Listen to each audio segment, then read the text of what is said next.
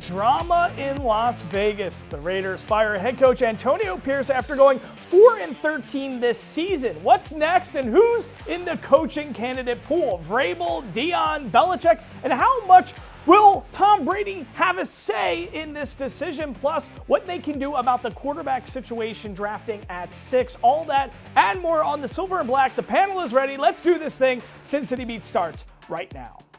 From Las Vegas, this is Sin City Beat.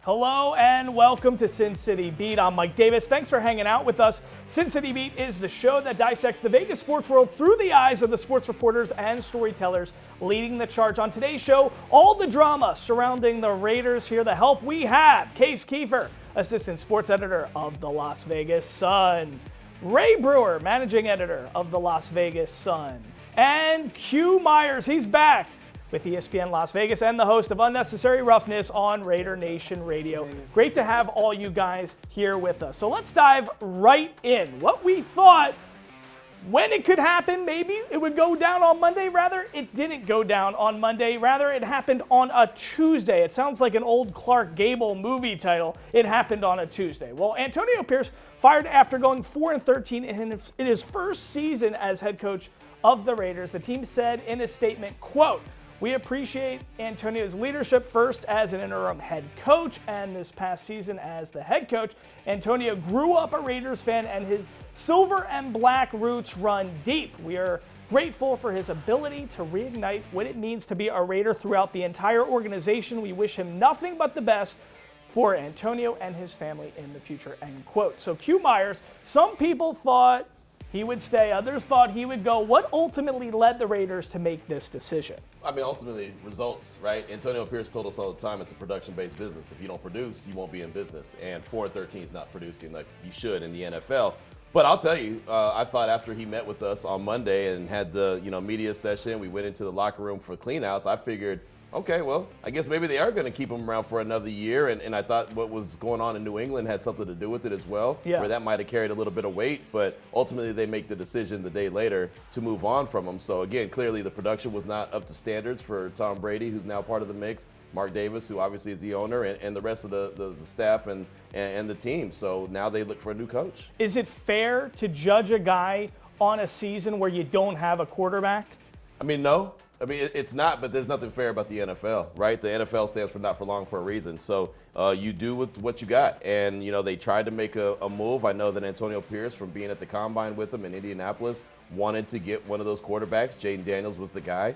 There's just no way to get to number 2, right? I mean, you have to have a trade partner, and there was no way to go from 13-2 and get his guys. So he wasn't able to get them. So he had Gardner Minshew. He had Aiden O'Connell. His words, not ours, that he made the wrong decision at starting Gardner Minshew over Aiden O'Connell, so that played into it as well. I don't know who ultimately had that decision. He said it was his decision. I tend to think that money had something to do with it as well. The $15 million guarantee to Minshew, kind of how it works all the time in the National Football League. You could chase the money. So I think there was a lot that played in it, but I think ultimately Antonio Pierce took the L for not having too many L's in the 2024 season. Did Mark Davis get this right, guys? Yes, and Q's going to yell at me because I didn't say it with my full chest. I'm not super, great move. He wants me to own my take. I do. I think it's tough a little bit because he was definitely dealt a bad hand. I think he kind of alluded that, not only with the quarterback situation, but with the injuries. But what do we hear coaches, including Antonio Pierce, say all the time? Control what you can control, do what you can do. And I think some things that he can control, he didn't do the best. I thought game management-wise, he was hands down the worst coach in the NFL this season. I think that really cost him. I mean, there were multiple games where decisions he made cost them 5 to 10% win probability. That's a lot when you add it up. I think they probably win another game or two, and you can say, well, he's a first-year coach. Okay, well, Mark Davis gave you the biggest staff in the NFL. You should have hired the right guys to have you in place there. So I feel bad for Antonio Pierce. I think you could have merited a second year, but at the end of the day, I think if I was in Mark Davis's shoes, I would have done the same thing. Ray Brewer, we got a minute left. We see him on Monday in that brand new starter jacket. You're thinking he's staying, and then he's let go on Tuesday. It happened on a Tuesday. Tell us what you think. Well, I love the starter jacket, first of all. Old school Everyone reminds did. us when we were kids and we used to wear that. He signed up to be the Raiders coach knowing they weren't going to get a quarterback in the draft and knowing that they would be having to ride Aiden O'Connell to the finish line. And you sometimes, to borrow one of your lines, these coaches are so confident in themselves that they could, make chicken salad out of whatever, that they go ahead and agree to do it. I loved Antonio Pierce's spirit. I loved what he brought to the team. The players wanted to play for him, but you'd watch the games and, Andy Reid's playing chess and Antonio Pierce is playing checkers. He can't even figure out which way to go. All right, well, listen, Pierce is out, so that means who is in? From Vrabel to Dion and Belichick, we're discussing the coaching candidate pool after the break. You're watching Sin City Beat. The Raiders replaced John Gruden with Rich Bisaccia in 2021, hired Josh McDaniels in 2022, and replaced McDaniels with Antonio Pierce in 2023. So now the Silver and Black are back in the market for a head coach. This new head coaching hire will be the 5th in the last 5 years. And just a bit more housekeeping here. Pierce now joins McDaniels and Gruden as another coach the Raiders will have to pay to not coach the team. So, Ray, I'm already exhausted thinking about all of this. Who do the Raiders need to hire so we can stop this ongoing coaching carousel? Well, that's a great question, and my checkbook's getting busy having to think of all those extra payments. But no matter who you hire, we just got done talking about Antonio Pierce, knew what he signed up for with no quarterback. It doesn't look like they're going to have a franchise quarterback next year as well. So it's going to take the right coach and someone special, because if you look at all the open jobs, New England's got a quarterback. The Bears have a quarterback. The Saints don't have a quarterback. Where does Las Vegas fit in? Who is going to take the job? Yeah, we could say, oh, Johnson with the Lions, he's great, or Vrabel, who the Titans for some reason fired. He's great. We wish we had those guys, but why would they pick us over someone else? Well, you've got to give them a John Gruden-esque contract, right?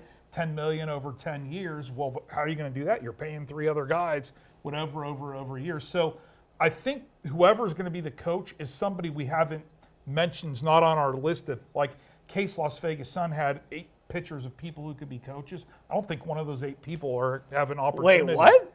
Yeah. Explain this, Case. We got photos. I don't know what he's We ran little headshots. Okay, someone on the great art team. I'm just like imagining Case at his desk like a serial killer. He's got all the pictures. He's got surveillance. I'll tell you what, my police file would start with one headshot that I think would be the guy hands down, and that's Mike Vrabel. But the problem is he has to want to come. And to me, I don't necessarily think he wants to be here. I think he wants to be in New England. There's Drake May. The league's really abuzz with how good Drake May was down the second half of the year. Their defense is seen as a quick fix. Of course, Vrabel is a linebacker with the Patriots. We've already heard he's assembling the staff. I really think he winds up in New England. Now, if there's some way you can convince him otherwise, maybe that Tom Brady relationship. One thing Brewer touched on, the money. I am so sick of hearing this, and I think Hugh will agree with me. The Raiders do not have money problems anymore, okay? I hear national people all the time say, oh, the Raiders don't have money for this. Mark Davis doesn't have money. This franchise has soared in Las Vegas. If they want something bad enough, they have the money. Don't worry about it. Yeah. I just don't think Mike Vrabel's going to want this. So for me, I'm going to throw out another name who's my top guy. I don't even think they've requested to interview him yet, but I would want to go for Brian Flores. Talk about fitting with the whole Raider culture, the renegade. I mean, Al Davis famously sued the NFL. Who's suing the NFL right now? Brian Flores. And to get against these AFC West teams, I want a really good defensive tactician that's going to be able to come up with a different game plan every week. I think Brian Flores, I'd throw his hat in the ring. He'd be number 2 to me behind Mike Vrabel. Interesting. Okay, what about, there's a lot of talk, Q, about Dion, right? I mean, I'm kind of rooting for this situation. Of course you are. Because it's very Vegas-esque. It's very Raiders-esque. I mean, we know Shador kind of has this feeling that he would like to play here. What if there was a situation, a world we can live in where, just like Archie Manning said to Eli and the Chargers, you're not going there, you're going to New York. Right. What if Dion could do the same thing with Shador and Vegas? I want to say that there's no chance at all that would happen, but I'm not going to tell you that, because I do think that there's a slight chance. I wouldn't rule it as like my top 3 or 4 options. You know, I would go with the Vrabels. I'd go with other guys as well. But I think there's a slight chance that could happen, and we saw what Dion did at Colorado, where nobody was, watching that program, paying attention to that program, going to those games, and all of a sudden, sold out season tickets, and people are flocking in from all over to go check it out. They're having concerts at halftime. I mean, there's all kind of things going on with that program, and it was must-see TV. I watched Colorado every single week, and it's not because I was a Colorado alum. It's just I wanted to see what was going to go on. So from that aspect, sure, I can see that happening. It would put butts in the seats that are all wearing silver and black, as opposed to other teams, colors, but I just don't know if that would all of a sudden turn into winning, right? I mean, I think Deion's a really good college coach, and I say really good, and that's probably being a little bit nicer than I need to be, but I think he has a good culture there in college. I don't know if that translates to the NFL. So who's your selection? Who do you think is going to ultimately get this job, and how much of a role will Tom Brady play in this? I think Brady's going to have a big role. That's why I think that Vrabel's not 100% out. I do think that the Patriots are putting the full court press on him, and that could be wrapped up pretty quickly with him in New England. I do think that there's a name that was thrown at me the other day, Bruce Arians. I would love to see Bruce Arians as the Raiders head football coach. He's had success everywhere he's gone with quarterbacks. Everywhere. Pittsburgh, Indianapolis, Arizona, one with Tom Brady in Tampa Bay.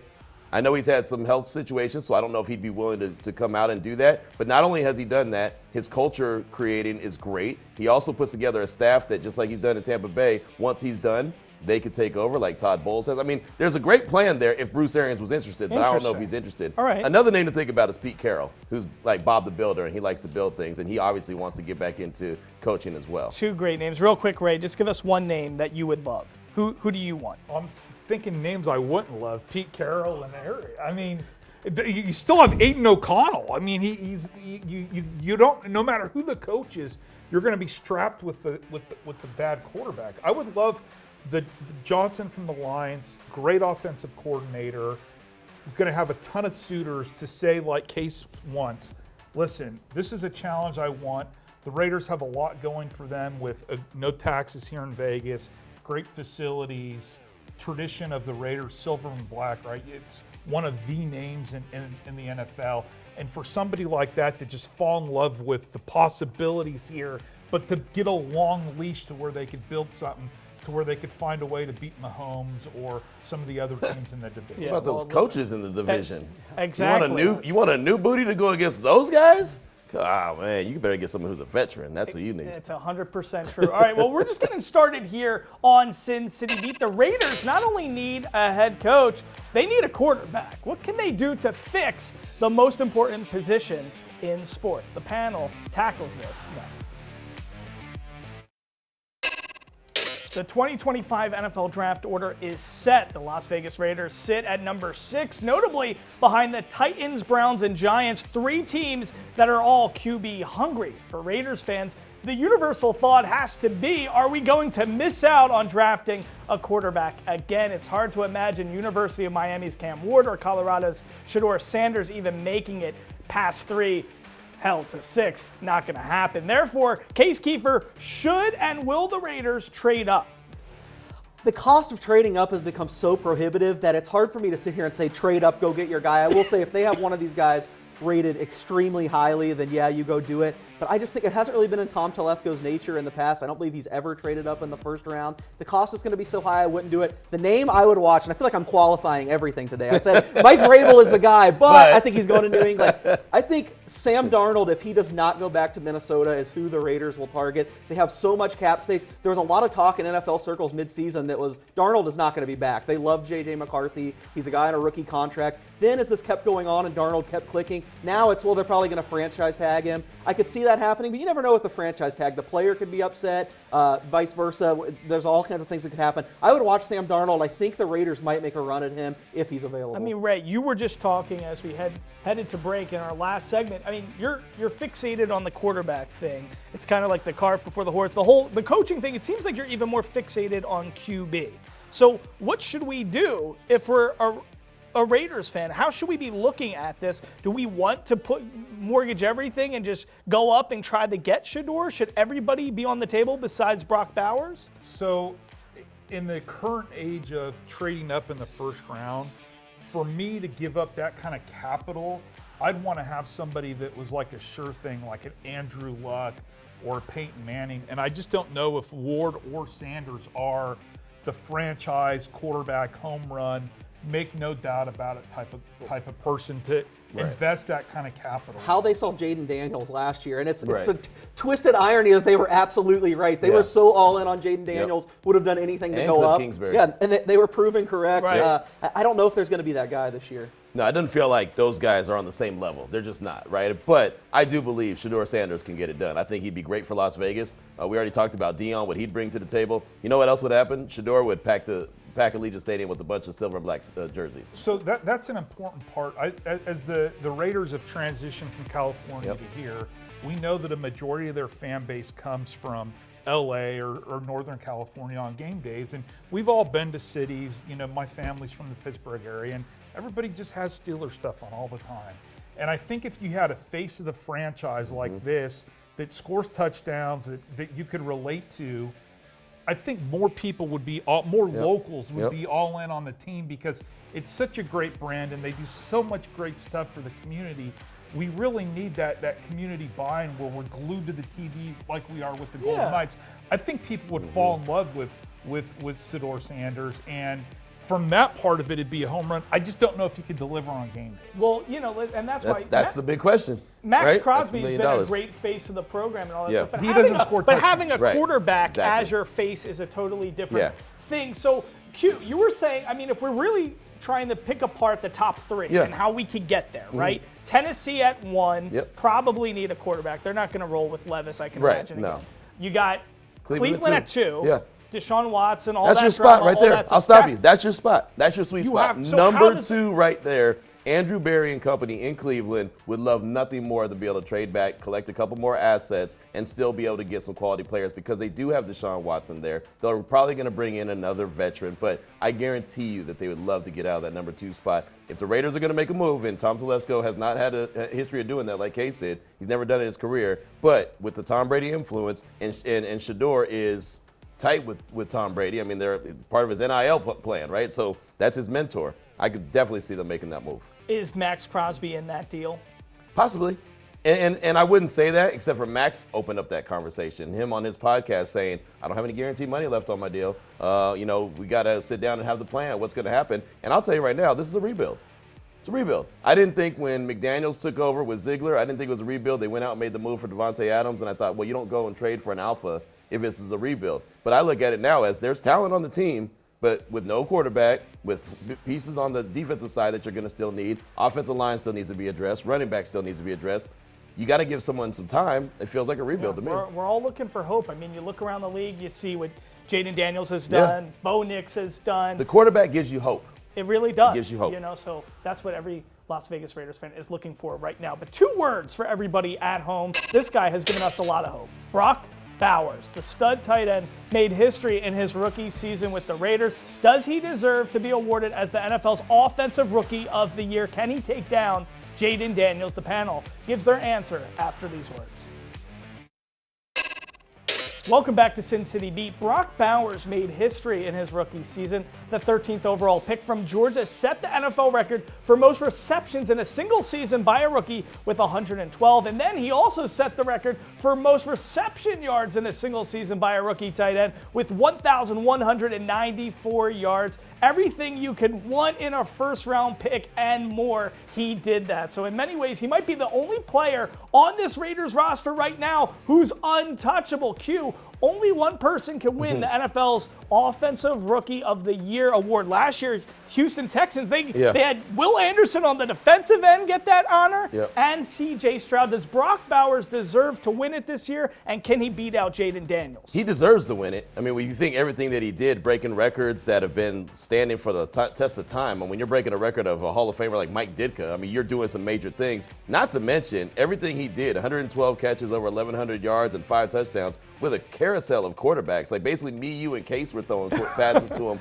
all year long. I'm not included? No, right? We didn't get you in the mix yet, man. You're warming up on the sideline. But basically we're throwing all passes to him, and he was able to still, be productive, right? And be that guy. And so it's amazing. I don't think he's going to win it. 1, the Raiders didn't win enough games, and 2, he's not a quarterback. But, man, what he's been able to do that season he put in, that's just amazing work. So, yeah, he deserves it. I don't think he'll win it, though. Okay, yeah, I have to agree with you. Jaden Daniels just looked way too good. Case, it's the only thing that makes you feel a little bit better about missing out on those quarterbacks is the fact that we got a guy like this. Where do you stand on this Offensive Rookie of the Year honor? Yeah, they nailed it, and he deserves to be on every ballot. The 50 guys that vote, if he's not on the ballot, toss it out. It's just tough. I do think it's a quarterback award. If I was voting, it would be Jaden Daniels, but there were 3 clear rookies just above everyone else this year to me, and it was Jaden Daniels, Bo Nix, and Brock Bowers. And I do think he gives you some hope going forward. And I think I've heard people say this offense is in a terrible spot. They're in total shambles other than the quarterback. I just totally disagree. I think they have a good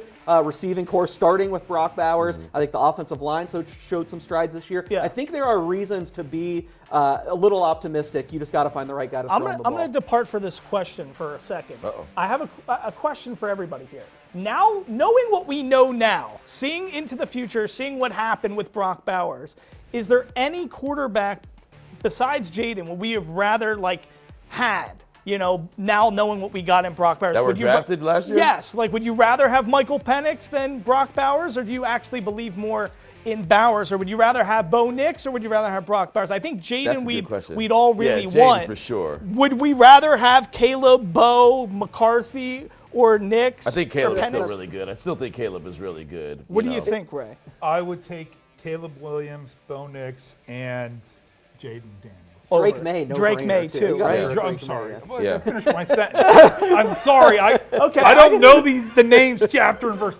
But if it really is a quarterback league, you'd have to take everybody except Penix, who the verdict may still be out on. Gotcha. But even over Penix, which I think, because we would have loved Penix. Yeah, I think he was the guy that the Raiders would have selected if he was there available. He just wasn't available. Yeah, this is totally unfair to Brock Bowers. I hate that I'm even saying it. But give me all the quarterbacks. It's just Really? I really think so. I think what are we talking about this whole time? It's what it is. It's this a is what quarterback the league. Raiders need It's so a- yeah, bad. it's a quarterback I think league. you take the quarterbacks. Very interesting stuff. I mean, listen, we hit on that stud Brock Bowers. You got to love that guy. We're going to see what happens here real quickly. So we kind of know a little bit of what everybody's hoping for. Ben Johnson, Vrabel, and maybe even a guy Bruce like Arians, Bruce Arians. baby. There we go. Guys, I want to thank my panel for Case, Q, and Ray. I'm Mike Davis. We'll see you next time here on Sin City Beat.